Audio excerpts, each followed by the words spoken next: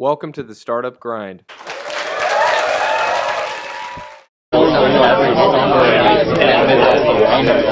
everybody to the Startup Grind. Can you all please give a big round of applause to yourselves for coming on out?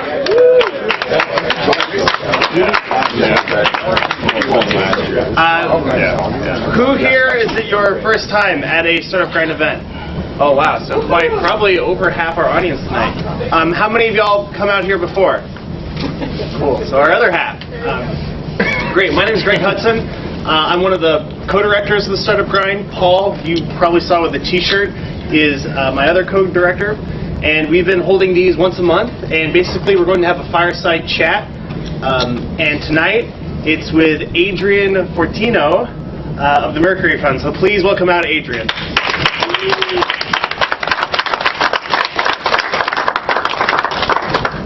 Thanks, Greg. Thanks, Adrian. So the way this is going to work is I have some questions prepared to ask Adrian. We're just going to follow any topics that feel natural. And near the end of the event, we'll have time for some audience Q&A. So you'll have time to ask your own questions as well. And then once this is all over, at about 8 o'clock, we'll break for more beer and food, if there's any food left. And you're welcome to stay for another hour after that and just hang out and chat here at 100 State. Please give Nico, you can stand up. Nico's on the board of 100 State. They host us here for free, which is awesome. We can give them a round of applause. As well as Derek Gebler, who does all of our filming for us. He is live streaming this. He's what allows us to put up the videos, so we owe him a huge hand. He's with Field 59. So check them out if you're interested in live streaming and video and all of that. So without further ado, Adrian's in from Ann Arbor, Michigan. Thank you so much. Your basketball team is considerably better than mine right now. So Adrian, just to start us off, why don't you talk a little bit about what you're doing right now? Sure. So I'm a partner at the Mercury Fund, as Greg mentioned. We're closed at $105 million for Fund 3 in Q4 of 2014. We're a science and software fund. We have a fairly eclectic group of investment professionals. There's 6 partners in total. And we, in the high level, we're a science and software fund, but within that, we've got folks that do biotech, folks that do retail and brand, B2B software, security analytics, and then I focus on industrial software, industrial technology, with a heavy focus on industrial software. So that's manufacturing software and industrial IoT. And then I dabble in some wearables and also actually weirdly interested in insurance right now. Cool. It was with my friends at AmFam earlier today. So, cool. And before you became a venture capitalist, you were an entrepreneur. That's right. And why don't you talk just a little bit about the companies that you founded? Sure. And what they did. Sure. So I'm a mechanical engineer. I graduated in 2000 from Michigan and did about 8 years of really hardcore advanced engine development work at a company called Ricardo, and worked for all the Detroit 3 and many other auto companies. But after 8 years, I got a little tired of the corporate atmosphere. It is a kind of a British publicly traded company. So the stacking of bureaucracy was just amazing, and I was kind of done by 2008. So I thought a great idea would be to leave in April 2008 when still sunny, and to jump into a company as the first employee. And I had no idea what I didn't know, and I took a terrible comp package and had no idea how to even evaluate a company. But I thought, well, these guys kind of know what they're doing. I'll jump in and learn. And I learned a lot. And then the company folded 9 months later, right? And then we can dive into that whenever you want. There's all kinds of good lessons from that I take with me now. But in that 9 months, I totally got hooked, right? And just felt like I just couldn't go back. And so I did have to kind of reset myself. And so I said, okay, let's kind of go back to your home a bit. And I created a boutique clean tech consulting company with 2 partners. And that kind of allowed me to have a reasonable living while I was figuring out what I would do next from like a tech startup perspective. So it took me a few months, and through a lot of networking around Ann Arbor, I found an interesting technology living in the university. It's called Magic Bus. And Magic Bus, this is in 2009, it was just a tracking app for the buses around campus. You guys, I'm sure, have the same thing around here. Bus radar. Bus radar. There it is. Okay. So what our sort of innovation of it was that at the time, all of them, these tracking systems were using industrial-grade, very expensive GPS units that usually cost well over $1,000. Well, the G1 had just come out, and we said we can do tracking with effectively no hardware being just the phone. And so we created an offering that was better, cheaper, faster to implement, and was all basically using phones as the GPS signal, putting in buses, limos, taxis, shuttles. And so we created a company called Shepherd IS, and built that into a nice small company serving fleets across the Midwest and East Coast. Did that for a couple of years, and had a great time doing it. Hired some employees, and then realized relatively early on, after a good 18 months in, that company would never be bigger than probably a $5 million company, right? And there is nothing wrong with $5 million companies, right? But my partner and I decided that we wanted to do something bigger and swing, for the fences a bit more. And so we said, well, what can we do? Lots of discussions. We said, okay, clearly we want to do something more B2C focused, and began to talk to a lot of different investors, and then came across an investor in the West Coast who also had a passion for B2C transportation. And after 7+ months of discussion with him, decided to spin off a company that was called, not at the time, Sidecar now, it was called something else before that.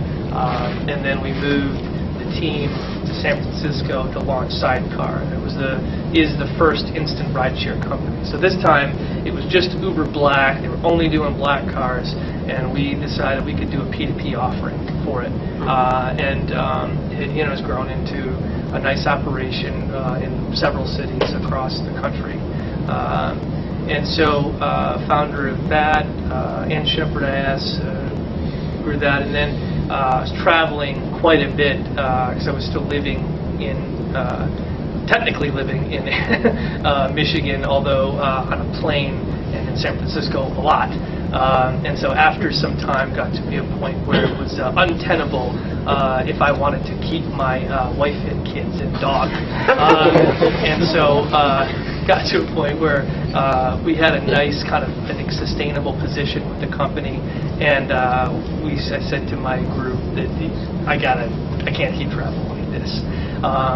And the chief of operations of a company at that stage, you can't do that remotely, right? It doesn't work. So we brought on some people. I did a transition out, and the company's done a great job growing since then. I then came back and then focused in on a company that I had started before I left for San Francisco, or started traveling there, called Flock Tag, and the founder of that company. And that's basically retail analytics, and think of it as the brain that Starbucks has for you and your consumer behavior when you go to Starbucks, giving that level of analytics to mom and pop, independent, quick service restaurants and retailers. So this is across the Midwest. We're actually not in Madison, primarily because Belly got here first, and so Belly is one of our prime competitors. But we have strong operations in Columbus, Ann Arbor, East Lansing, some in Champaign, Detroit, and then recently launched in New York. And so that's continuing to grow and has I think a good outlook now. So, and when you were an engineer, what was your engineering specialty, or what kind of domain? Because it sounds like you founded companies in like completely different. Yeah, completely different domains. Yep. Yeah. 100% right. So I'm a mechanical engineer, right? And my domain,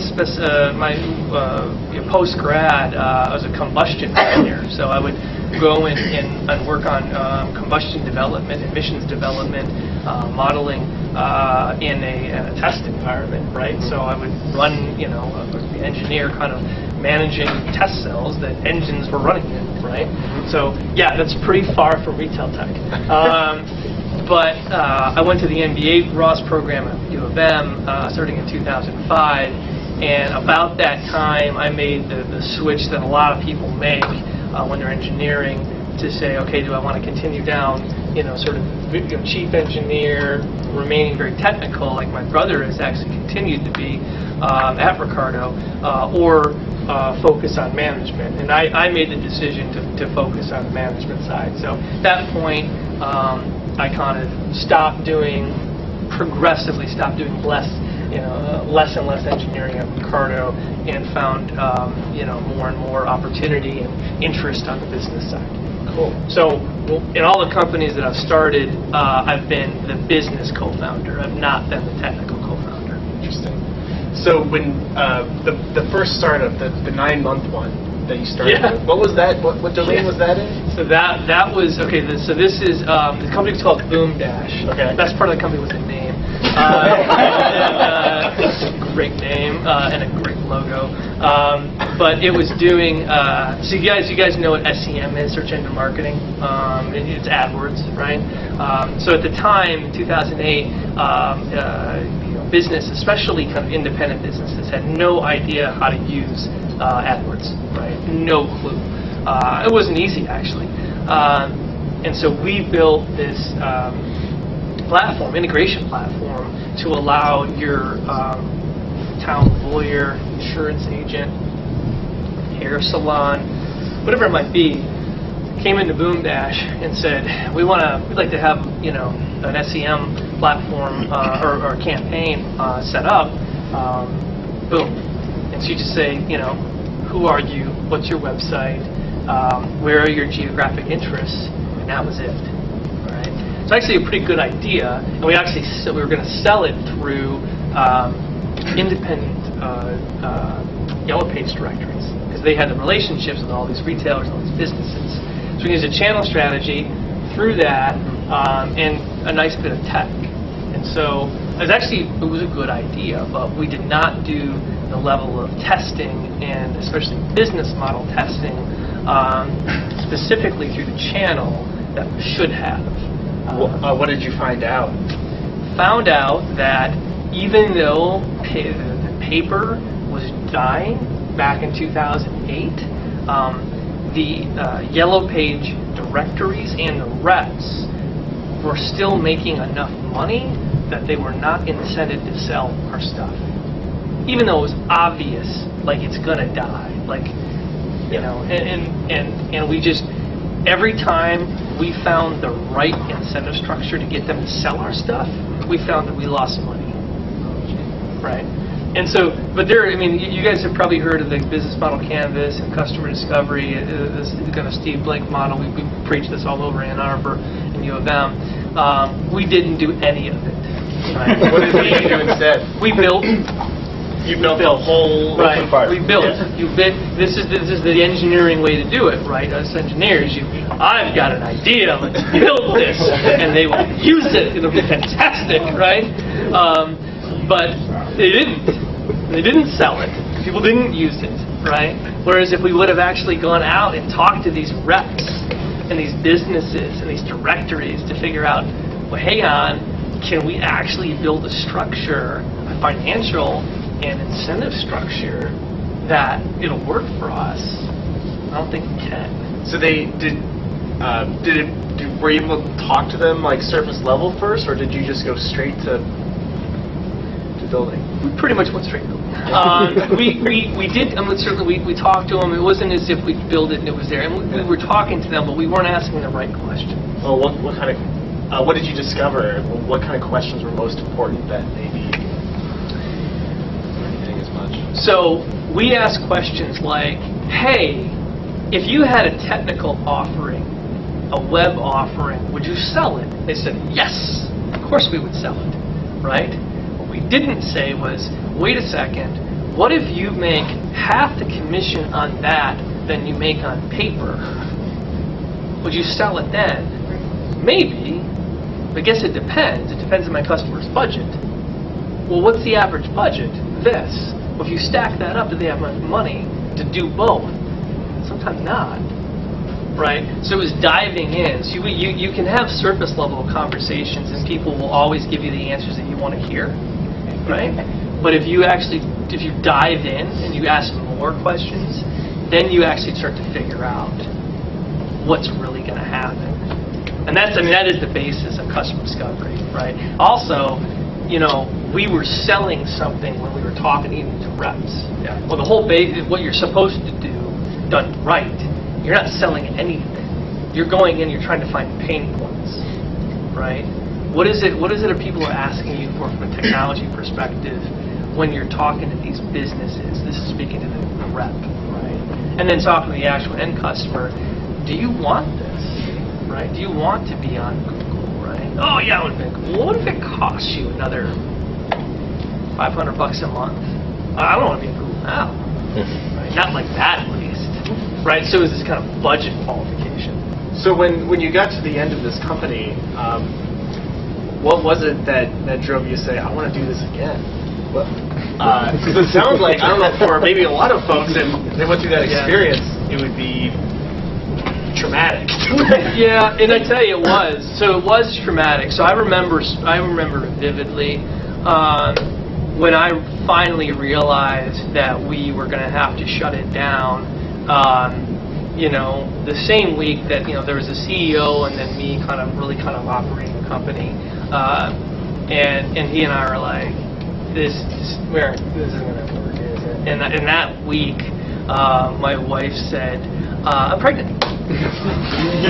Same week. So I was like, shit. Great. Oh, that's great. And I was like, shit later.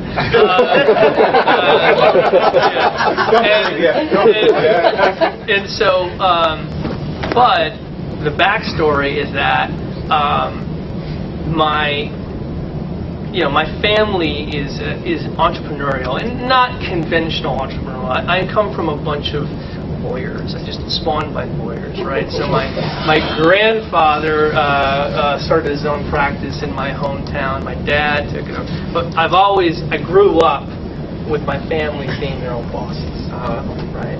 And so from that was sort of ingrained. I think I kind of need to be my own boss. I need to be the guy. But I didn't want to be a lawyer, right? That's for sure. And so to answer your question, that base level drive and goal was what helped to keep me, in spite of that failure, to sort of like, okay, I don't have any kids outside the womb yet. So is there something else I can try? And I only gave myself a year, by the way, actually 9 months. So this is in March. This is in March of 2009. Yeah. I said, if I don't have a viable living, driving some revenue to the family that I see some opportunity with, by the end of this year, I'm done. I'm going back to Ricardo. Gotcha. So how did you? So your second company was Shepherd. right? Yeah, I mean, my second company was the consulting company. The consulting company. Yeah. Okay. And again, it's a matter of, the basis of most success is network, right? And I basically just used my network to build a little consulting company, to find 2 partners through my network, and then to build our first base of clients just through close network, saying, hey, you know me, this is what I think I could do to help you with your company. What do you think? Good idea. Wow. And how long were you consulting for? So I did it from early 2009 through end of 2010, early 2011. And that sounds like it gave you the income that you needed. Yeah, gave me a nice base level of income, and then was able to explore other opportunities. Cool. And then after that was Shepherd. Yeah, I mean, during that, I was sort of supporting Shepherd, not totally full time, but it was sort of this thing. You kind of you're grading up on Shepherd as your kind of base level consulting, and of course, there are many hours in the week, right? So I used all of the hours in the week. You're working pretty much. Yeah. I mean, you have to. I mean, you need to be prepared to be as sort of founder. First people in, you have to be willing to do the 100+ hour weeks. And did you have much? Your consulting company was in clean technology. Yep. Was your background from Ricardo? Yep. Okay. Yep. So you're able to apply that. Yep. Cool. Totally. So it was doing diversification work for manufacturers in Michigan, primarily that had open capacity because the auto industry fell apart, and they were like, hey, could we use this equipment to build solar panels? Oh no, can't. But you could use it to make it as a kind of gearing systems for rotational devices within a solar thermal unit. So that's a time when obviously the auto industry was in free fall. Oh yeah, totally. And it sounds like did you see a lot of interesting or creative ideas come out, like I guess a diamond in the rough out of that free fall? I've some of these new companies or new ideas of what you could do with it, or was it? No. No. No. I mean, and partly it's because our community and my former industry, we were so used to just chugging along, right? Yeah. And building parts and providing the same services, and so we didn't collect. I throw myself in there too. We didn't have as much creativity as we should have. We weren't driven for as much creativity. Now that's changed, right? So I'm talking like 2010, right? And that has changed dramatically. And now in the industry, automotive specifically, you see lots of innovation, lots of opportunity, and specifically you see large companies, tier 1s and OEMs, saying, yes, I will absolutely entertain a startup providing me a service, product, offering when you never would have had a chance to start up with that company before. Okay. So that's a major shift. Major cultural change too. Yep, totally. Cool. And then how did you get involved in transport? With Shepherd? Yeah, with Shepherd, yeah, totally opportunistic. So I saw an interesting technology that I thought could be turned into a commercially viable software and a sharp engineer. And were you able to apply some of the lessons from the? Yeah. As in, the day, pretty much the day that we launched the company, close to when we launched the company, we had $70,000 of annual revenue. Wow. How? because so we licensed some technology out of U of M. Mm-hmm. Part of that discussion was us making sure that the software contract would shift from internally at the university to externally to us. Okay. So that's what else I saw, right? So I said, oh, okay, right. So if I pull this out, we continue to build it and turn this into a more, commercially viable offering that actually has some scale and has some high level quality of code base, we can get this 70 grand a year as a base level. Yeah. So your partnership with the university is very important. Critical. Yeah. Critical. Interesting. Do you find now in your discussion, because you've been in Madison all day, various meetings, do you find similar conversations about the university here and the relationship of startups to the university? Yeah, I mean, I had a great talk with Ford today, and they seem very receptive to creative ways to help companies kind of spin out and get moving quickly. I see a lot of openness to that. Yeah, cool. And being one of the first ride-sharing companies, you're founded at a time when I think Uber and Lyft were founded around. Lyft was after us. After you. Okay. Yeah, Lyft was absolutely after us. I'm sorry. It's okay. This is being taped, so I'll make sure that's clear. And Uber, you said, was only doing black cars. Yeah, that's true. Right. So kind of a different segment. That's right. That's right.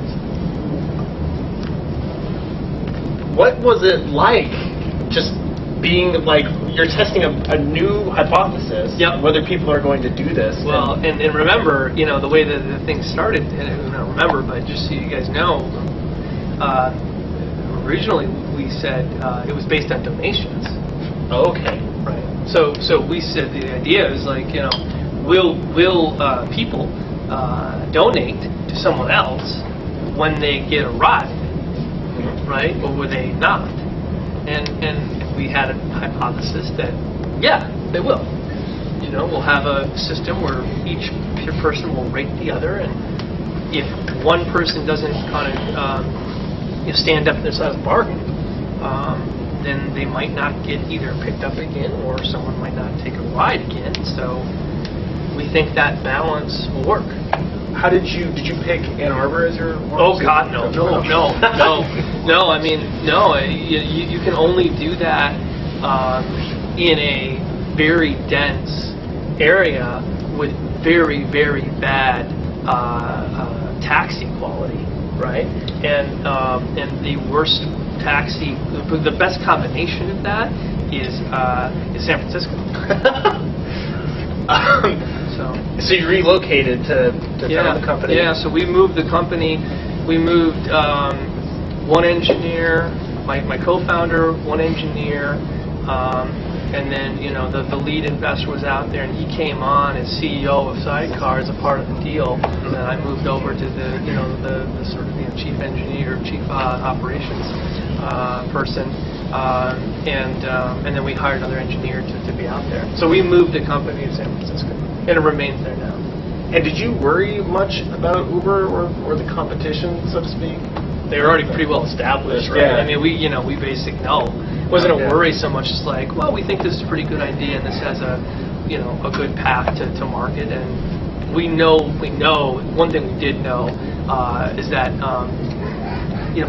mobile transportation or mobile accessible transportation was without a doubt going to be a massively growing opportunity, and that's why we raised the money around that. So so we were able to build that up. Yeah. And as an investor, are you still looking at that space very much? Not at Mercury, no. So we don't do any B2C stuff at Mercury. Okay. We think that we tend to focus on the commercialization gap areas, or the areas where you see more commercialization gap. That's the difference between the level of industry and academic research as it compares to venture capital, right, in the area. And so Ann Arbor, Madison, St. Louis, Cincinnati to some degree, all have pretty significant commercialization gaps. Houston actually has a pretty significant one, as big a city as it is, from a VC perspective. And so those are the areas that we tend to focus. And so in those areas also, you don't tend to see as much capability from a B2C perspective. Okay. So if you were to recommend some of the entrepreneurs in this room, would it be to focus more on B2B? I think they should do whatever Whatever they they want to want. do. Yeah, I'm not going to tell them what to do. Yeah. They should do whatever they're passionate about. I'm just not going to invest in it. Got it. How do you find that a city has a commercialization gap? What stands It's out? actually really easy. You look at what the R&D budget is for the universities in the area. You look at some of the major industry players, and a lot of them are public, and you can find out what the R&D budget is for those players. And then you can look at any number of the different venture capital reports that are publicly available, and you do the math. There was in 2011, I believe it was, the ratio in Ann Arbor was 170 to 1. R&D budget to venture capital. It's gone down recently, but I'm sure it's still over 100. And that as compared to in the 10s to 1s in the other places, right? Yeah. You went to business school. Did you find that? I did. Did you find that business school was really helpful for becoming an entrepreneur and the things you wanted to pursue?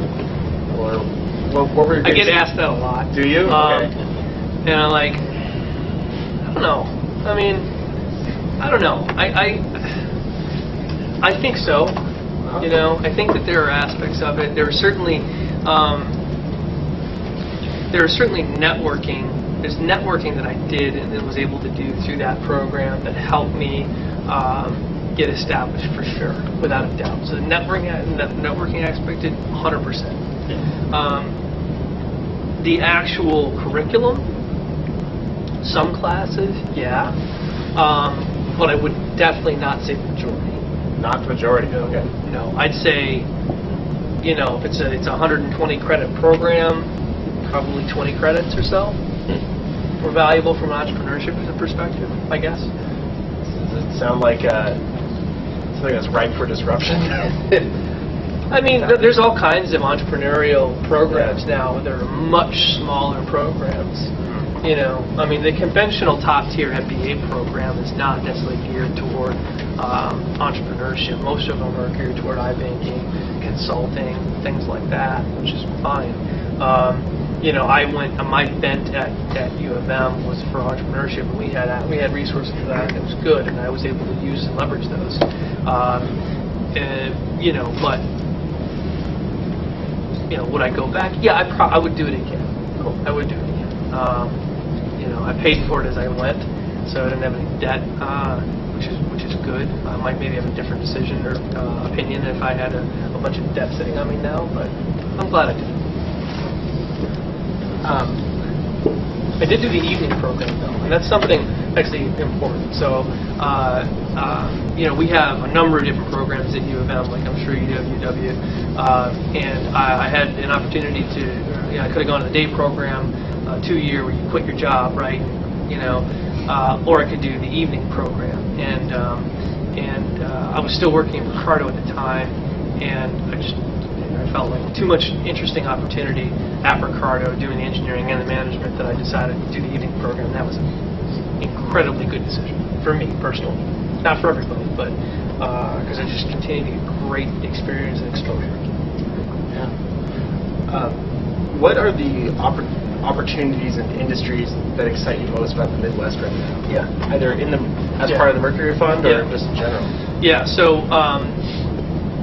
You know, not surprisingly, the ones that I'm interested in, you know, I mentioned earlier my theme. So I'm extremely interested in intelligent manufacturing. In fact, I just led my first major deal with Mercury Fund for a company called Sight Machine. That's an intelligent manufacturing software company out of Ann Arbor in San Francisco.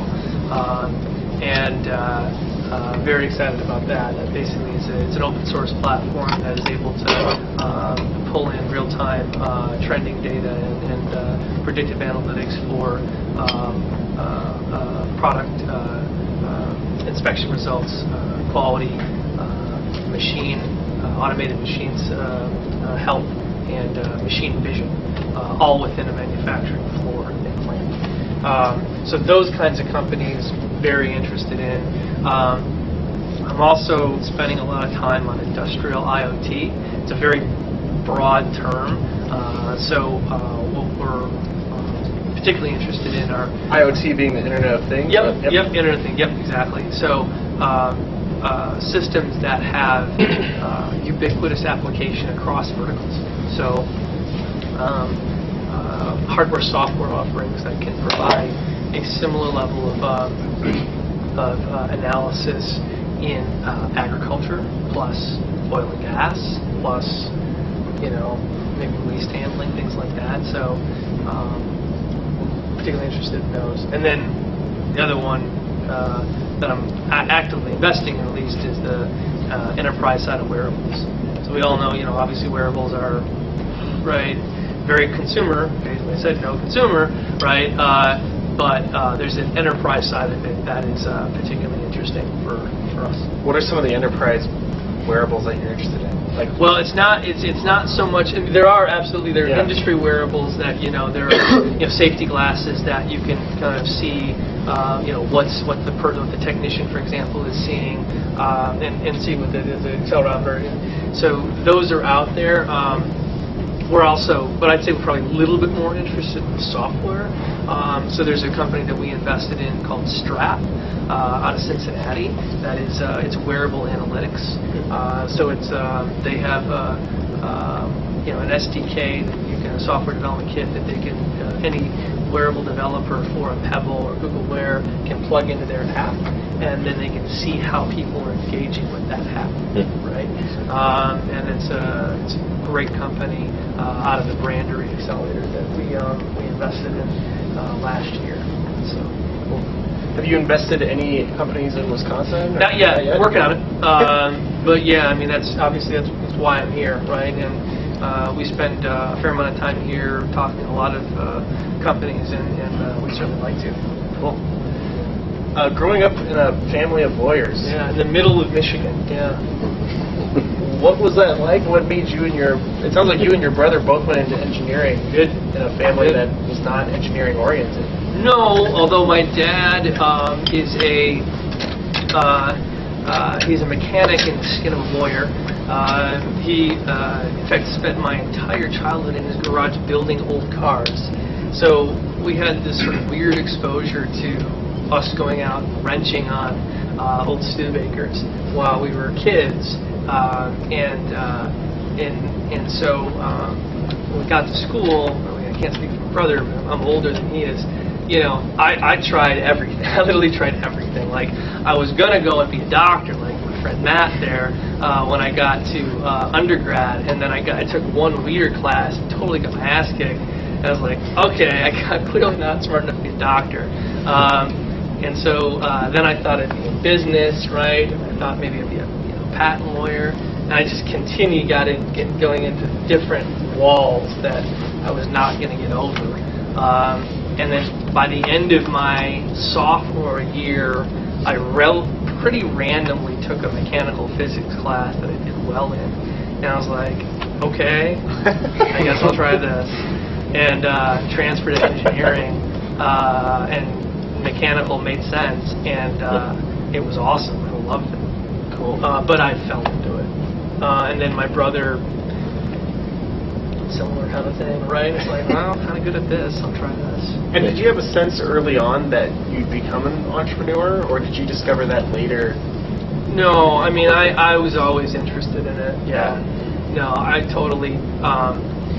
We didn't have any of the entrepreneurial resources when I was in school. So I was in school from '95 to 2000 as an undergrad. We had basically no entrepreneurial. Now, my friends there at the Center for Entrepreneurship there have just, almost unlimited resources and programs. It's awesome. In fact, I just got done teaching a class at venture capital for undergrads at the engineering school on North Campus in Ann Arbor. And, it must be awesome to be a student now. And it's also different. Like, no one, if I would have told somebody that I was going to give up a job at Ricardo when I was coming out of school to go start a company, like, what the hell are you talking about? Because that was a fantastic job market in 2000, by the way. I had multiple offers. It was incredible. Now, I mean, these kids are constantly getting like, go for it, do it, right? Because you know what? And the whole point is that it doesn't matter what happens. It doesn't matter if the company fails, because they're going to get so much from their experience. They're going to have their own boom dash experience, right? To pick that up and figure out what they can do next. And so we collectively, as a community, are trying to support that as much as we possibly can. Have you found that that's taken root in Detroit as well? Did you find because you hear about a lot of young people moving there because it's cheap. Not that cheap. Actually, not cheap. No, not cheap. Okay. I mean, it depends. It depends. So it depends on where you live, and there is some misconception about that. So answer your question is yes. Fantastic stuff going on in Detroit. My old funds, were based in Detroit in the Renaissance Center, out of Invest Detroit, and just awesome stuff happening there. So yeah, there are absolutely places in Detroit where you can live. Alex knows where it is cheap. You gotta decide if you want to live there because you might be a little bit rough, at night, right?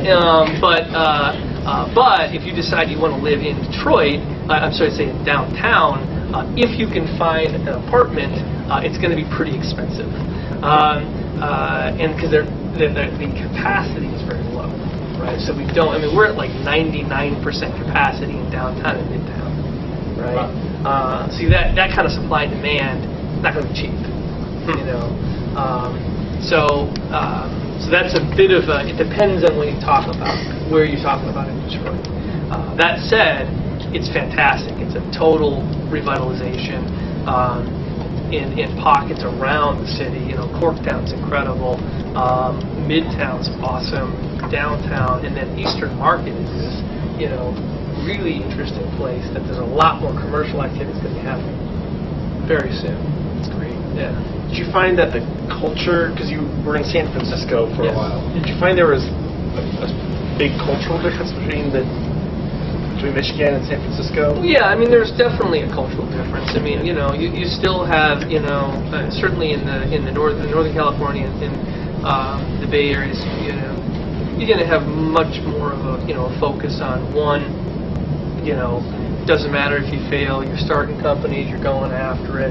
The other thing that isn't as well understood or known is that everybody is going for grand slams in Northern California, whereas in Michigan and in Wisconsin, people are really happy with doubles, right? And there's nothing wrong with that, but we as investors, especially the size of our fund, we can't be going for doubles. And when I say doubles, I mean companies that are acquired for $20 million, right? Which actually make a really big difference for a founder. Like it's awesome, incredible, but that's not enough for us. What are you looking for? I got to have companies that have the capability to sell for 200 plus, right? So if I don't believe that your company has any chance of selling for 200 or more, then I'm not going to be interested. More than likely, I'm not going to be interested in investing because I won't own enough of the company, right, for it to make enough difference for our fund, right? And so that's what. And this is consistent. I've spent enough time in Madison, obviously live around Ann Arbor to know that that's a comparable thing. That's a big sort of cultural difference. I think it is cultural. Interesting. And in venture capital, you'd expect maybe a fifth of the companies to have a successful exit, or what kind of numbers do you usually look at? I mean, the model is if you're doing 10 investments in your portfolio, you're expecting 2 to 3 of them to be really, really strong exits, right? You're another 2 or 3 to be modest 1 to 2x exits, and then the rest there's nothing there. Either it's out, either it's dead. And so what do you outside of the domains that you look at in the Mercury Fund, are there any qualities of the companies that you look at, either in the founders or in the ideas that they have, anything that Mercury kind of focuses on that maybe other funds don't look at as much? Well, I don't know about other funds. I mean, most people are looking for similar qualities in founders. Big vision, some subject matter expertise that is unique to them relative to the competition, coachability, network to be able to sell into these industries that they're tackling, and the interest in going for these grand slams. All right. Well, we'll open up the floor to some questions. Let's go with who has a question for Adrian? Besides wanting to be an entrepreneur, what was the main reason you wanted to leave being a mechanical engineer at that company? Well, I mean, I love that.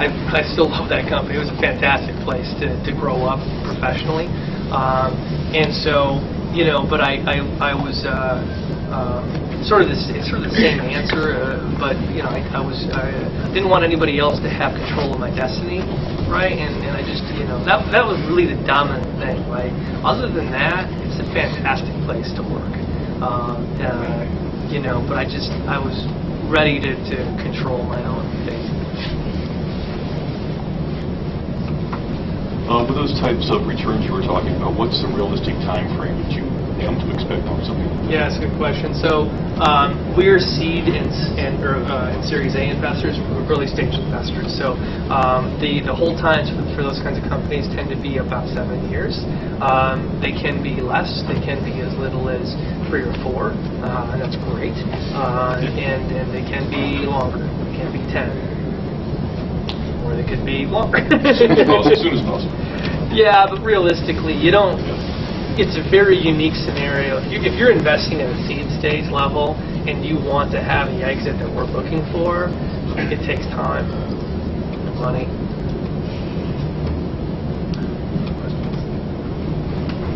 Yeah, with focus on bringing technology out of university, Yeah, what kind of problems do you see happening there at the university side? Yeah.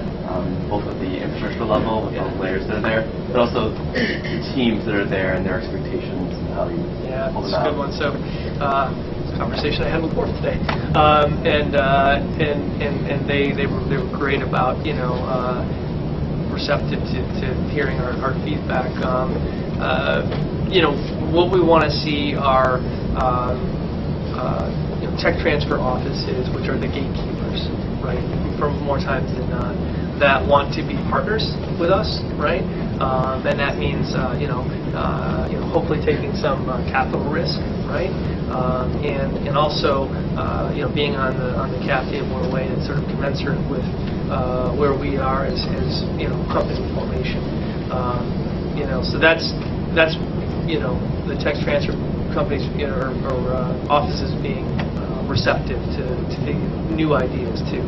Now from the sort of faculty side, we're looking for faculty that want to be a part of a startup, right? If those are the people that are driving the innovation, right? And so that can mean all kinds of different things. It can mean that they're CSO and they're part-time, right? It can also mean they're quitting, right, or taking a significant break from their duties and jumping in with both feet. But commitment on both sides, right, to true venture creation. So what do you see as the opportunity here in Madison in terms of R&D compared to venture capital? Yeah, so EPIC is this fantastic playground and it's already showing. I feel like 4 to 5 companies here that I see are health IT companies, right? So that's both a good and a bad thing, right? The good thing is that you're going to have some winners, clearly, right? From that, and that's fantastic, right? What I'm not seeing enough of is enough diversification. So all I've seen, save like 1 or 2 companies, and I'm sure I've met with 10 or 12 since I started coming here a few months ago, probably before, closer to 15. All health IT, right? And maybe I'm not meeting enough people. Maybe I'm not meeting and I'm sure I do need to kind of diversify my own network here. But I'd love to see more diversity from an industry perspective. It's self-serving too, because I don't do a lot of health IT. So when will you guys start doing health IT? Yeah, I don't know. I love your point about being networked, and that means a lot of things to a lot of different people, and especially in the manufacturing area. I'd like to hear your advice on how to be effectively networked. So when we're approaching this area of funding, what should that look like? So, it's most critical to have a genuine network. Meaning? Genuine network is one where you can call on someone and they will provide real value when you need it, right? There are people that are networked, that have superfluous networks that really aren't leverageable, right? I know people, right, but I don't know what's really interesting to them and them to me, right? So what that takes is investment, right? Personal investment to cultivating a truly genuine network, right? I was lucky, and I was able to, and there's lots of people here in this room, I'm sure, that have been able to cultivate good, genuine networks that if I call somebody, they don't think it's transactional, and it's not transactional. And I think part of that is that, I try to help as much as I might ask for help. I think we have time for one more question. What's catching your interest in the insurance industry? Yeah. So there is so little automation and technology in insurance right now, and that presents an incredible a number of incredible areas where technology could provide massive savings. And so that's one aspect of it, and that's probably the biggest piece of it. But it's also an enormous industry, right? Just enormous, and it's also very heavily weighted in the Midwest. Well, thank you, Adrian. Thanks, Rick. And we give him another round of applause. Feel free to stick around. We've got the tab, so feel free to have more beer. And feel free to chat. You're in the 100-state space. If you're interested in that, you can come talk to me, and I can refer you to the right people. So thank you, Adrian. Oh, thanks, bud.